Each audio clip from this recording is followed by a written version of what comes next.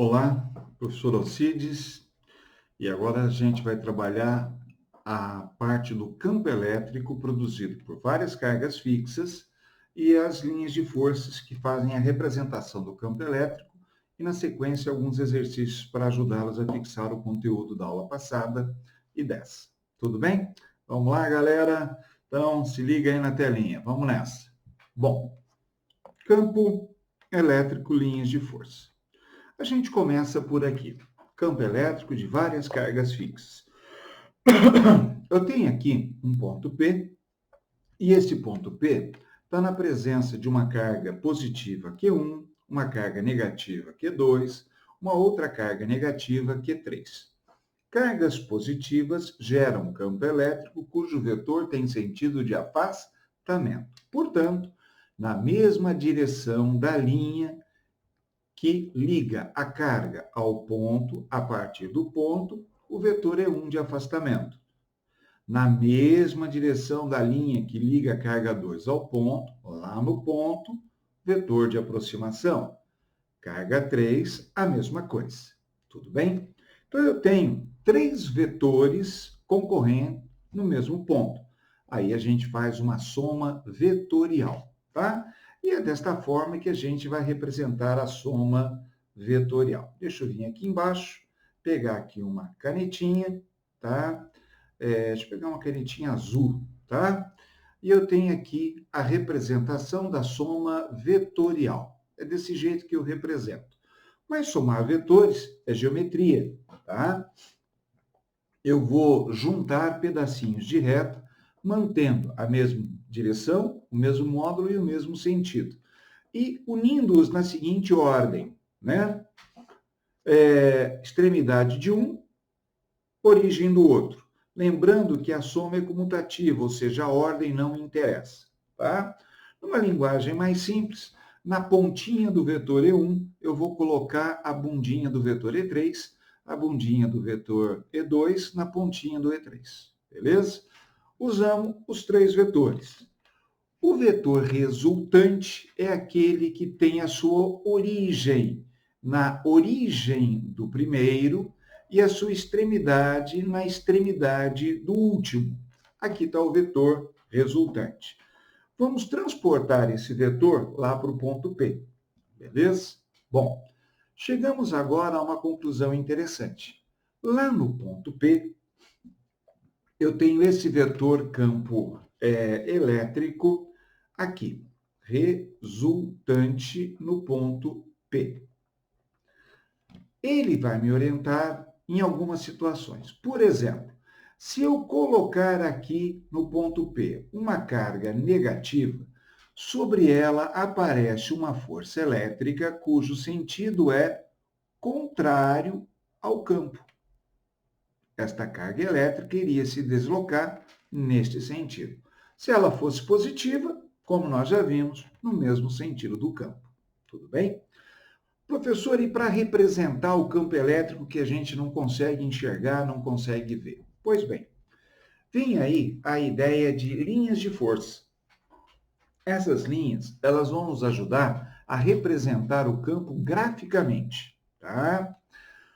Elas são tangentes ao vetor campo elétrico em cada um de seus pontos. Então, se isso daqui é uma linha de força, em cada ponto dela eu tenho um único vetor campo elétrico tangente.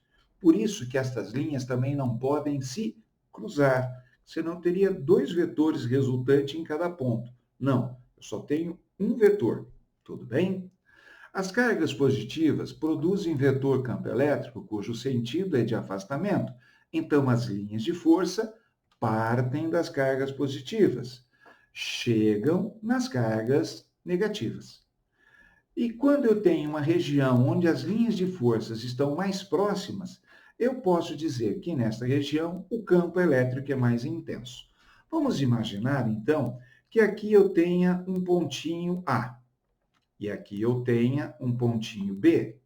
Sem medo de ser feliz, o campo elétrico do ponto A tem menor intensidade que o campo elétrico do ponto B. Porque no ponto B as linhas estão mais próximas.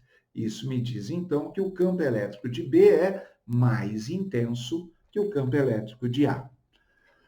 Eu tenho aqui algumas representações de campo elétrico. Então, olha aqui, se eu tiver duas cargas, uma positiva e uma negativa, que é o caso deste primeiro desenho aqui. Observem que as linhas de força saem da carga positiva e vão em direção da carga negativa. E, ó, em cada ponto, eu tenho apenas um vetor campo elétrico resultante. Em cada ponto, apenas um vetor campo elétrico resultante. Tudo bem? Aqui eu tenho um conjunto de uma carga positiva e uma carga negativa. Observem que a carga negativa está absorvendo muito mais linhas de força que a carga positiva. Isso está me dizendo que neste daqui, né, a carga negativa teria um módulo maior que o módulo da carga positiva. Ela absorve, né, ela recebe muito mais linhas de força do que a carga positiva consegue produzir. E se o campo fosse produzido por duas cargas de mesmo sinal? É esta configuração aqui. E se as duas fossem negativas? Exatamente a mesma configuração. O que mudaria? O sentido das linhas de força. Ao invés de estar indo embora, elas estariam chegando nas cargas negativas. Professor, o que é esse N no meio do caminho? Bom, aqui no meio do caminho, né, deixa eu mudar de cor aqui, pegar uma outra corzinha. Deixa eu ver aqui.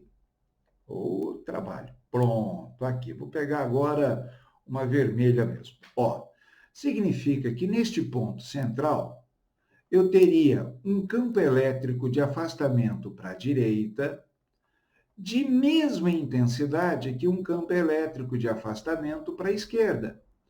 Como esses dois campos têm a mesma intensidade e são opostos, a resultante sobre eles é nula. Então, nesse ponto central, eu teria um vetor campo resultante nulo. Entenderam a ideia? Por isso, esse sinalzinho de menos. Tá ok? Bom, professor, tem outras configurações de campo elétrico?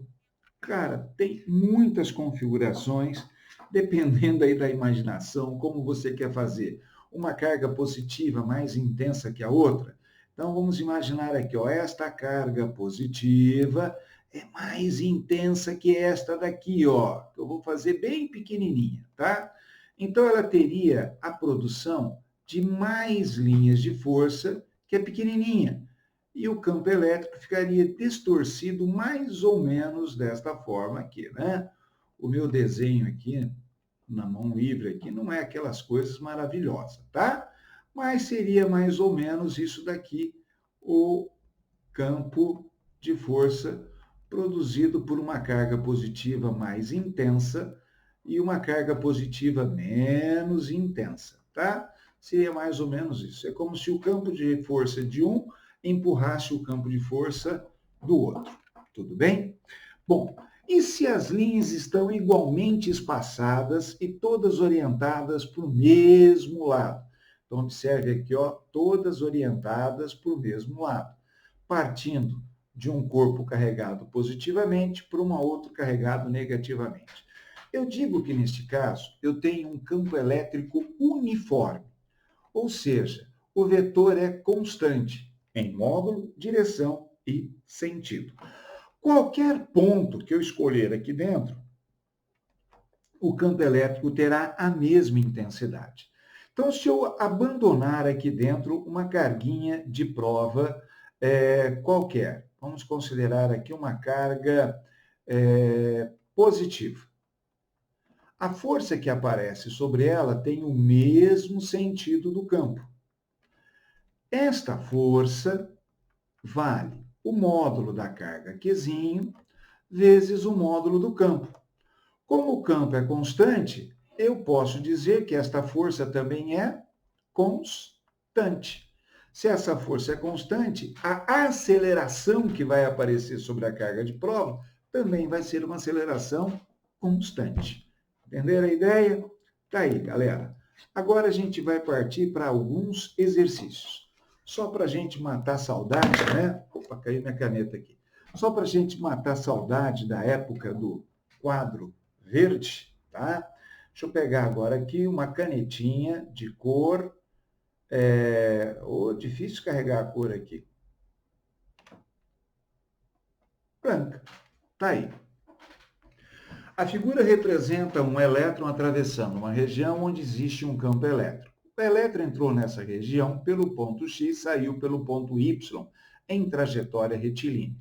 Sabendo que na região do campo elétrico, a velocidade do elétron aumentou com aceleração constante. Isso está me dizendo que a força que atuou sobre o elétron foi uma força elétrica constante. Tudo bem? Se isto é uma força elétrica constante, ela só vai existir se eu tiver um campo elétrico constante. Se este meu campo elétrico é constante, eu estou falando de um campo elétrico uniforme, tá? Que vai estar entre estas placas X e Y. Tudo bem? A carga foi arremessada do X para o Y, e ela é uma carga negativa, ela é um elétron. Então, lembrando daquela análise vetorial, força é o escalar carga vezes o vetor campo elétrico. Então, vamos lá. Se esta partícula foi acelerada de x para y, é porque a força também está agindo no sentido de x para y, tá? A força também está no sentido de x para y. Como esta carga é negativa, lembra, o sentido da força é contrário do campo. Se a força está indo de x para y, o nosso campo elétrico tem que ir de y para x. Portanto, ele vai estar em sentido contrário. Ele vai estar indo de y para x. Tudo bem? Então, vamos lá. Sabendo que na região, né, a velocidade aumentou com a aceleração, o campo elétrico entre os pontos tem sentidos, né, de y para x. Então, se é de y para x, ou é a letra A, ou é a letra B, ou é a letra C. Com intensidade maior em y? Não, porque ele é um campo elétrico uniforme. Uniforme. Ele tem a mesma intensidade. Por quê? Porque a força é constante, já que a aceleração é constante. Então, letra correta, letra C. Tá aí, tudo bem? Vamos para a próxima. Olha aqui. Eu tenho um campo elétrico e vocês estão observando que está saindo muito mais linhas de força da carga A do que as que chegam na carga B. Então, com certeza, sem medo de errar, a carga A, ela é positiva. E a carga B, quesão B, é negativa. Tudo bem? Como está saindo muito mais linhas de força da carga A do que na carga B, eu posso dizer que o módulo do quesão A é maior que o módulo do quesão B. Tudo bem? Então, vamos lá. A soma de quesão A e quesão B é necessariamente um número. Ora, se eu estou somando um número positivo de valor maior com um número negativo de valor menor, o resultado desta conta tem que ser positivo. Tudo bem? Beleza. Vamos mais uma? Esta é a número 3. A carga elétrica de uma partícula de 2 gramas de massa, para que ela permaneça em repouso quando colocada em um campo elétrico vertical com sentido para baixo, de intensidade 500 Newton por Coulomb, é. E aqui ele está dizendo os valores da carga elétrica. Vamos começar entendendo algumas coisas. O nosso campo elétrico, ele é vertical e para baixo. Tudo bem? Então, este é o nosso campo elétrico. Eu tenho que considerar, já que tem massa e ele pediu para considerar a gravidade, eu também tenho aqui o campo gravitacional. que a gente sempre considera, né, também vertical e para baixo, tá? Bom, se eu tenho massa e tenho gravidade, eu tenho a força-peso. E a força-peso, que é a massa vezes a gravidade, é vertical e para baixo. Caramba! Para ela permanecer em repouso, eu preciso de uma outra força que anule a ação do peso. Então, teria que ser uma força vertical e orientada para cima. Esta seria a nossa força elétrica. Então, eu tenho o peso para baixo e a força elétrica para cima, tá? Esses dois vetores têm que ser opostos e de mesma intensidade para que a resultante seja nula. Tudo bem? Então, dizer que esses dois vetores têm a mesma intensidade significa dizer que a força elétrica tem o mesmo valor do peso, que o módulo de Qzinho vezes o campo elétrico é igual à massa vezes a gravidade. Tudo bem? Onde o nosso campo elétrico tem o valor de 500 newton por coulomb. A nossa gravidade, 10 metros por segundo quadrado. E a massa está em gramas, 2 gramas. A gente vai passar para 2 vezes 10 a menos 3 quilograma. Tudo bem? Porque eu tenho que trabalhar aqui no sistema internacional. A hora que eu substituo esses valores, o módulo de Qzinho vai ser, então, o valor da massa vezes a gravidade, dividido pelo valor do campo elétrico, né? O que está aqui multiplicando, operação inversa, vai aparecer aqui para mim do outro lado da igualdade, dividindo. Então, vamos substituir os valores que a gente conhece. 2 vezes 10 a menos 3 vezes 10 dividido por 500. Eu vou escrever 500 como sendo 5 vezes 10 ao quadrado. Então, vamos lá, olha. 2 vezes 10, 20. 20 dividido por 5, 4. 10 a menos 3 dividido por 10 ao quadrado, conserva a base e faz o expoente de cima menos o de baixo. Então, 10 a menos 5 coulomb. Tudo bem? 4 vezes 10 a menos 5 coulomb. Opa, não tem nada disso aqui, caramba. Mas todas elas têm 4, tá? Beleza até aí. Bom, agora vamos analisar. Olha, o sentido do campo é para baixo, o sentido da força elétrica é para cima. Isso só acontece se a carga de prova for negativa. Então, eu jogo fora a letra A, a letra B, a letra C. É uma destas duas aqui, beleza? Então, agora eu preciso mexer aqui na vírgula, né? Movimentar a vírgula aqui do lado do 4 para a esquerda ou para a direita, para eu chegar neste resultado. Então, olha aqui, menos 4 vezes 10 a menos 5 coulombs.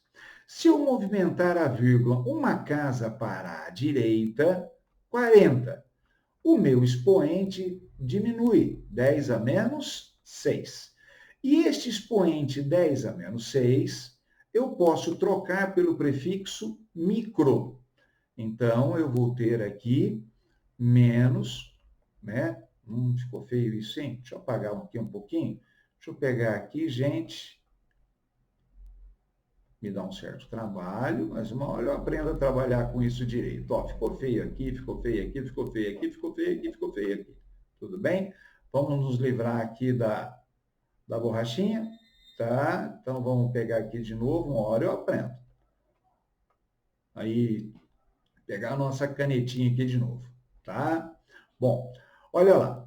Aqui está, então, a nossa carguinha, que vale menos 40 vezes 10 a menos 6 coulombs. Este 10 a menos 6 eu posso trocar pelo prefixo micro. E eu vou ter como resposta a letra correta. Então, a letra D, menos 40 microcoulombs. Tudo bem? Tá aí. Vamos aqui para o nosso último... Opa, bati o dedo aqui. Vamos aqui para o nosso último exercício.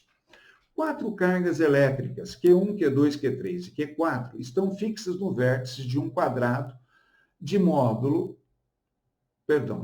que o módulo de Q1 é igual ao módulo de Q2, que é igual ao módulo de Q3, que é igual ao módulo de Q4. Legal. Ou seja, o valor numérico de cada uma das cargas, né, ou melhor, de cada carga, é o mesmo. As posições das cargas e seus respectivos sinais estão indicados na figura. Tá.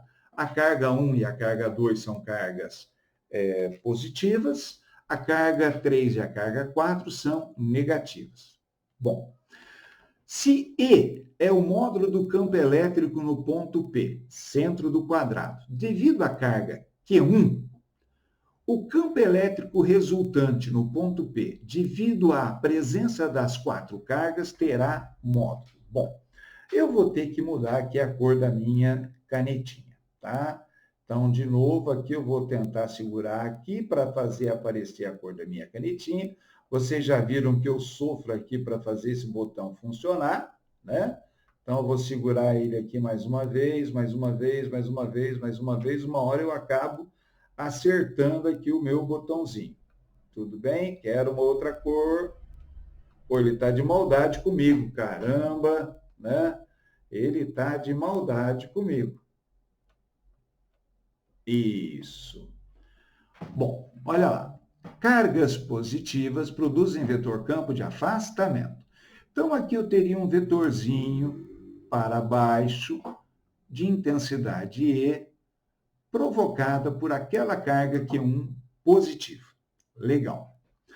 Carga Q2, também positiva. Como ela tem o mesmo valor e está na mesma distância, ela vai produzir um vetorzinho também de afastamento para cá.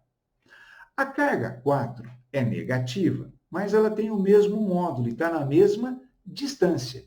Então, ela também vai produzir um vetorzinho para cá, que é um vetor de aproximação.